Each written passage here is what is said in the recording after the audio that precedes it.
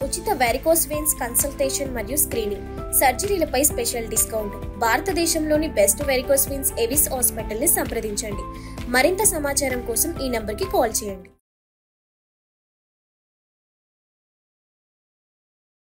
Hello everyone, మీరు చూస్తుంది Suman TV. నేను మీ కీర్తి. సీజనల్ ఎఫెక్ట్స్ ఈఎన్టీ అంటే ఇయర్, థ్రోట్ అండ్ నోస్ మీద ఎలాంటి ఎఫెక్ట్స్ చూపించబోతాయి, ఈ అంశాలు మనతో డిస్కస్ చేయడానికి neurotologist and ENT specialist doctor Lasya Sindhu Sai garu మనతో పాటు ఉన్నారు. నమస్తే అండి. నమస్తే. So as I just said ma'am, seasonal effects first ఇప్పుడు చూపించబోయే సీజనల్ ఎఫెక్ట్స్ అన్నీ కూడా నోస్, ఇయర్ అండ్ థ్రోట్ పైనే పడుతుంది. సో ఎలాంటి ఎఫెక్ట్స్ పడతాయి, ఎలాంటి రెమెడీస్ మనం ప్రికాషన్స్ తీసుకోవాలి, ఎలాంటి సిమ్టమ్స్ ఉంటాయి? సో ఫస్ట్ ఇయర్ గురించి మాట్లాడుకుందామండి. చెవులో చూసినట్టుగా అయితే చాలా మంది సడన్గా చెవు బ్లాక్ అయిపోవడం, విపరీతంగా నొప్పి రావడం అంటూ యూజువలీ మా దగ్గరకు వస్తారండి. ఏంటంటే ఈ సీజన్లో చెవులో ఫంగస్ గ్రో అయ్యే ఛాన్స్ ఎక్కువ ఉంటుందండి. దాన్ని ఆటోమైకోసిస్ అని అంటాం. ఓకే. ఆటోమైకోసిస్ అనేది మీకు ఎప్పుడైతే చెవుల్లో నీరు వెళ్ళి, అంటే యూజువలీ ఇది స్విమ్మింగ్ చేసే వాళ్ళలో చూస్తాం అనమాట. బట్ కొంతమంది పిల్లలు కూడా ఎక్కువగా స్నానం చేసేటప్పుడు చెవులోకి నీళ్ళు వేసుకోవడము ఇలాంటివి చేస్తున్నప్పుడు, ఎస్పెషలీ పెద్దవాళ్ళు ఎవరికైతే డయాబెటీస్ ఉందో, షుగర్ ఉన్న వాళ్ళకి ఈ వాటర్ ఎప్పుడైతే చెవులోకి వెళ్తాయో ఫంగస్ గ్రో అయ్యే ఛాన్స్ ఎక్కువగా ఉంటుంది. ఓకే. ఇది మౌల్డ్ క్యాండిడా స్పీషీస్ అని అంటాం దీన్ని. సో ఈ ఫంగస్ ఎలా ఉంటుందంటే అక్కడ గ్రో అవుతూ అవుతూ మొత్తం ఇయర్ ఫిల్ చేసేస్తుంది. చాలా మంది జస్ట్ ఇయర్ పెయిన్ అని చెప్పి మందులు వాడుతూ, కొంతమంది అయితే ఓవర్ ద కౌంటర్ దొరికే చుక్కల మందులు వేసుకుంటూ ఉంటారు. బట్ హాట్ ఆయిల్ అలాంటివి కూడా హాట్ ఆయిల్ ఎగ్జాక్ట్లీ. ఒకటి ఏంటంటే ఈ హాట్ ఆయిల్ అనేది ఎట్టి పరిస్థితుల్లో మన చెవులో వేయకూడదండి. ఒకటి, అక్కడ చర్మం ఎరోడ్ అయిపోతుంది, సీరియస్ స్కిన్ ఇన్ఫెక్షన్స్ అవుతాయి చెవు లోపల. ఓకే. రెండు, ఫంగస్ ఇంకా గ్రో అవుతుంది ఆయిల్ వేసినప్పుడు. ఓకే. ఇది కాక చాలా మంది ఓవర్ ద కౌంటర్ దొరికే చుక్కల మందులు వేస్తుంటారు. సో చుక్కల మందు వేస్తున్నప్పుడు ఇంకా మాయిశ్చర్ పెరిగి ఫంగస్ గ్రోత్ ఎక్కువ అవుతూ ఉంటుంది. సో అసలు ఎందువల్ల వచ్చింది ఫస్ట్ తెలుసుకోవాలంటారు. Correct, you have to seek a doctor. Correct. So వెళ్ళి ఫస్ట్ ఎప్పుడైనా ఫంగల్ ఇన్ఫెక్షన్కి ఏంటంటే నీట్గా ఫంగస్ అనేది క్లీన్ చేసేయాలండి. క్లీన్ చేయకుండా మనం ఎన్ని మందులు వేసుకున్నా, ఎందుకంటే ఫంగస్ మీకు తెలుసు కొంచెం ఉన్నా కానీ అది ఈజీగా గ్రో అవుతూ ఉంటుంది. ఎస్. సో ఫస్ట్ ఏంటంటే క్లియర్గా ఒక ఈఎన్టీ డాక్టర్కి వెళ్తే వాళ్ళు చెవు క్లీన్ చేసేసి సూటబుల్ మెడికేషన్ ఇస్తే డెఫినెట్లీ అది సెట్ అవుతుంది. ఈ ఫంగస్తో పాటు ఏంటంటే ఓటైటిస్ ఎక్స్టర్నా, ఇలా ఆయిల్స్ పోసుకోవడం వల్ల, వాళ్ళు ఇయర్ బడ్స్తో క్లీన్ చేసుకోవడం వల్ల అక్కడ స్కిన్ ఇన్ఫ్లేమ్ అయిపోయి స్కిన్ లోపల మళ్ళీ కింద పస్ లాగా ఫామ్ అయ్యి ఓటైటిస్ ఎక్స్టర్నా అని కూడా ఫామ్ అవుతుంది. సో రెండు కండిషన్స్ కలిపి it's a very painful condition. So ఈ సీజన్లో బాగా పిల్లలు ఏడ్చి చెవు నొప్పి అనేది యూజువలీ ఇది ఒక రీజన్. ఇది కాక యూజువలీ AOM అంటాం, అంటే అక్యూట్ ఓటైటిస్ మీడియా. సో ఏంటంటే మన ముక్కుకి చెవుకి కనెక్షన్ ఉంటుందండి. సో ముక్కు ద్వారా జలుబు లేదా ఆ పస్ ప్యూరిలెన్స్ మన చెవులోకి వెళ్ళే ఛాన్స్ ఉంటుంది యూస్టేషన్ ట్యూబ్ ద్వారా.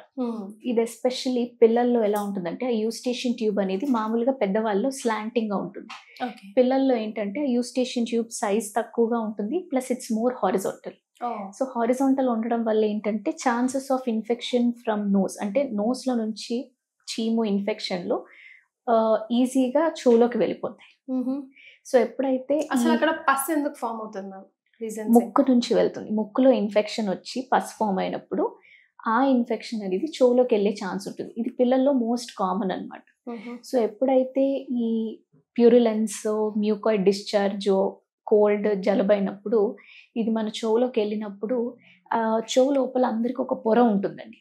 సో ఈ పొర వెనకాల ఇదంతా అక్యూములేట్ అయిపోతుంది. అక్యూములేట్ అయిపోయి ప్రెషర్ ఎక్కువ అయిపోతుంది ఒక పాయింట్ తర్వాత. ఇట్లా సివియర్గా ఎప్పుడైతే ఇన్ఫెక్షన్ ఉంటుందో అప్పుడు లోపల ఇలా పొడుస్తున్నట్టు అనిపిస్తుంది అనమాట. సో బాగా ప్రెషర్ ఎక్కువ అయిపోయినప్పుడు ఒకగానొక టైంలో బాగా మెంబ్రెయిన్ని పొడిచి ఆ ప్రెషర్ చేంజెస్ వల్ల ఆ పొరలో ఒక హోల్ ఫామ్ చేసి అప్పుడు చెవులోంచి నీరులాగా బయటకు వస్తుంది. సో దీనివల్ల కొంతమంది చిన్న పిల్లల్లో సడన్గా చెవులోంచి చీము కారడం ఇదంతా చూస్తాం. ఇది బేసిక్ మెకానిజం అనమాట. ఓకే. సో ఇది కూడా చాలా పెయిన్ఫుల్ కండిషన్ అండి. పిల్లలు బాగా ఎస్పెషలీ నైట్ పూటలు ఎర్లీ మార్నింగ్ టైంలో విపరీతంగా చెవు నొప్పి అని ఏడుస్తారు. ఈ ఏఓఎం అనేది అంటే acute otitis media, it is also చాలా పెయిన్ఫుల్ కండిషన్ పిల్లల్లో. Okay, so how to treat it ma'am? So first you have to go to ENT doctor. First వాళ్ళు చూసి ఇయర్ అంతా క్లీన్ చేసుకోవాలి అండ్ సూటబుల్ మెడికేషన్ ఇస్తారు, తగ్గిపోతుంది. బట్ ఆ పస్ drain అయ్యే వరకు వాళ్ళకి పెయిన్ రిలీఫ్ అవ్వదండి. అంటే ఇంట్లో ఇప్పుడు మామూలుగా మీరు డాక్టర్ దగ్గరికి వెళ్తే వాళ్ళు సూటబుల్ ట్రీట్మెంట్ ఇస్తే అప్పటికప్పుడు హోల్ ఫామ్ అవ్వకుండా ట్రీట్ అయిపోతుంది. అలాగే వదిలేసి చూద్దాం అని వదిలేస్తేనే అది హోల్ ఫామ్ అవుతుంది. అండ్ ఒక్కసారి హోల్ ఫామ్ అవుతే ఏంటంటే కొంతమందిలో హీల్ అయిపోతుంది న్యాచురల్ మెకానిజం లాగే. కాకపోతే ఇది మళ్ళీ అయినప్పుడు ఏంటంటే ఆ హోల్ అనేది పర్మనెంట్ హోల్ అయిపోతుంది. పర్మనెంట్ హోల్ అయిపోయినప్పుడు వీళ్ళకి వినికిడి ప్రాబ్లమ్స్, హోల్ ఫామ్ అయిన తర్వాత వినికిడి లోపాలు ఇవన్నీ ఫామ్ అవుతాయి. అండ్ ఊరికే ఇన్ఫెక్షన్స్ వచ్చి ఇంకా ఫైనల్లీ ఏంటంటే సర్జరీ చేసి ఆ హోల్ క్లోజ్ చేయాల్సి వస్తుంది. సో ఒక చిన్న దీని నుంచి అది చాలా పెద్ద ప్రాబ్లం అయిపోతుంది ఇన్ టైంలో అడ్రస్ చేయకపోతే. సో ఇవి యూజువలీ చెవులో వచ్చే ప్రాబ్లమ్స్ అండి. ఇంకా ఈ సీజన్లో అంటే ఫంగస్ అండ్ ఏఓఎంఏ మోస్ట్ కామన్ పిల్లల్లో. నెక్స్ట్ వచ్చి జలుబు అయితే అందరికీ తెలిసిన విషయమే అండి. సో కొంచెం వెదర్ చేంజ్ అయినప్పుడు జలుబు రావడం ఇదంతా కామనే.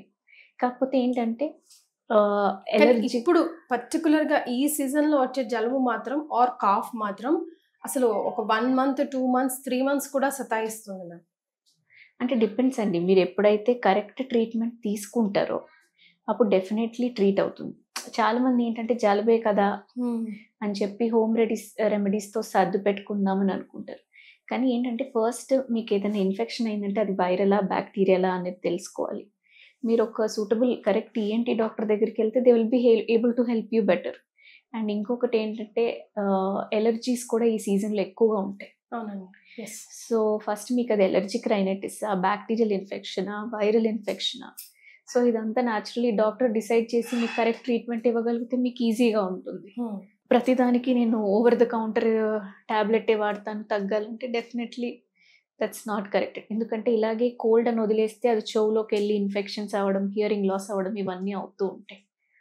అండ్ చాలామంది కోల్డ్ అవ్వగానే కూడా యాంటీబయాటిక్స్ మింగేస్తూ ఉంటారు ఓవర్ ద కౌంటర్ తెచ్చేసుకొని.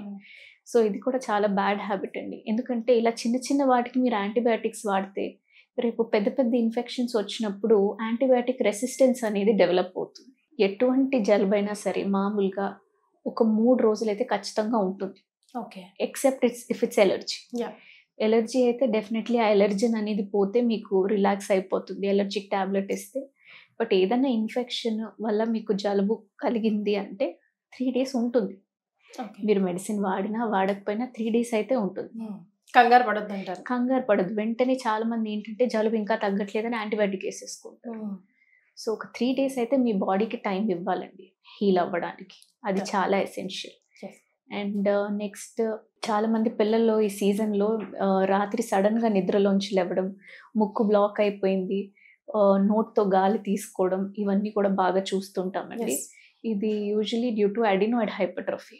అంటే మన ముక్కు వెనకాల టాన్సిల్స్ లాగా ఉంటాయి అన్నమాట. వెనకాల నేసోఫారింగ్స్ నుంచి హ్యాంగ్ అవుతూ ఉంటుంది.